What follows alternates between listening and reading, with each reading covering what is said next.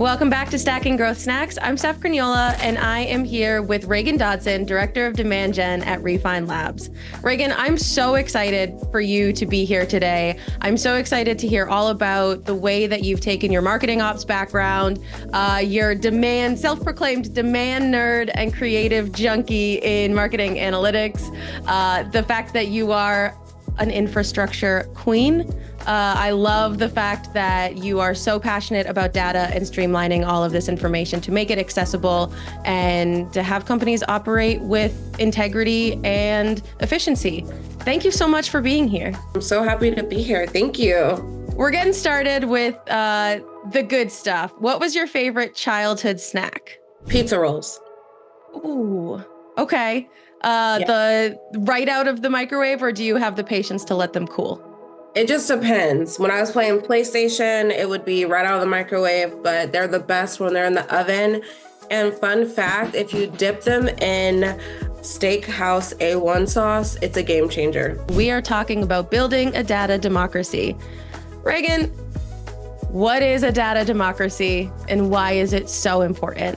What a data democracy is and why it matters is that in too many orgs, especially what we see here, is that data is stuck in silos and it's controlled by a few key people. And what happens is if those people leave, everyone is left scrambling for insights.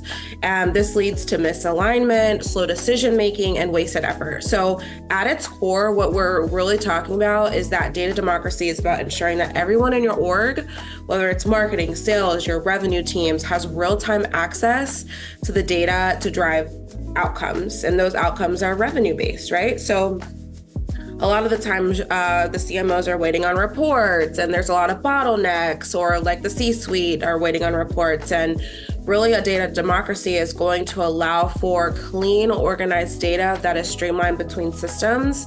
And it's going to give you those real-time actionable insights that fuel smarter decisions and faster results. Those are pretty clear positive outcomes right off the bat. What else is a benefit? Are there any other benefits of democratizing your data that go beyond access and the data itself to create maybe a better environment in your company?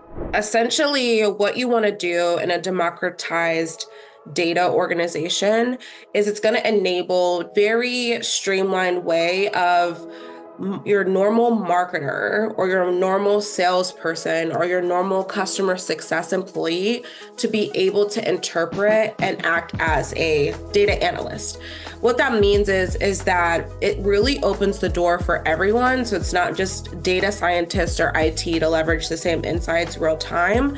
So there's going to be that better collaboration between marketing and sales, faster pivots when needed, and that's going to give you that unified view of what's driving growth. Another thing is like, why is it critical for marketing and revenue teams is that for marketing teams, you get immediate feedback on campaigns. There's no retroactive view on like campaigns. Of course, you need to do a retroactive analysis to see like what really happened, because especially in B2B, we know that campaign cycles and our sales cycles can be very long. But if you need to make adjustments, especially in digital advertising, a lot of what we deal with here at Refine Labs, you get those real-time insights into what's working, what's not, and you can make adjustments on the fly as a marketer and not have to go to your data scientist, be like, can you pull me this report and can you run this analysis? Because that's going to create a bottleneck. I imagine it creates more of a teamwork feeling as well. If you're not having to constantly ask for data, then these decisions can move from team to team. And it feels like you're working as a full company rather than siloed departments. Exactly. And that leads me to my next point, which is why are your revenue teams looking at different metrics and data, right?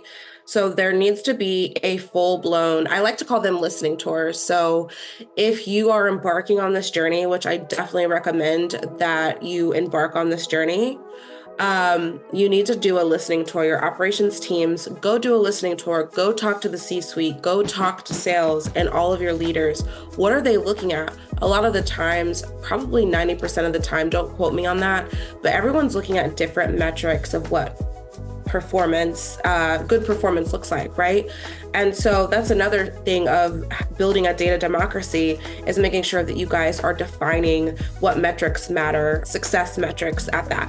Are there any downsides or negative impacts from democratizing your data? Is there anything that becomes more difficult or a longer process that might be worth it, but something to consider when you're starting this journey? It does put a little bit of a burden, especially on your marketing and sales team, to kind of take ownership, especially those entry-level, mid-level associates or marketing, sales, et cetera. But in the end, they're going to learn so much. So I think it's like one of those take a few steps back to come up, and the project can be very, very lengthy. Another thing is you'll probably see C-suites getting into it about metrics and attribution when all of this stuff is uncovered. I think that would be a downside. I've seen it play out before where the bigwigs are in meetings and they're like, oh my goodness, attribution has been a mess for 5 years, and we've been looking at the wrong data for 5 years, and marketing's been over or under reporting for this amount of time because the data has been a mess. So you're going to uncover either good insights or bad insights based on how your infrastructure has been throughout the last few years. Take that and just say, okay, we're here now and we're going to fix it. But there's going to be a lot of things that are going to be brought up when, a lot of resurfacing insights that could be positive or negative. It sounds like a tough process, but a really, really worthwhile process. In the next episode, we're going to talk about what that process actually looks like and how to democratize your data. So we'll see y'all then.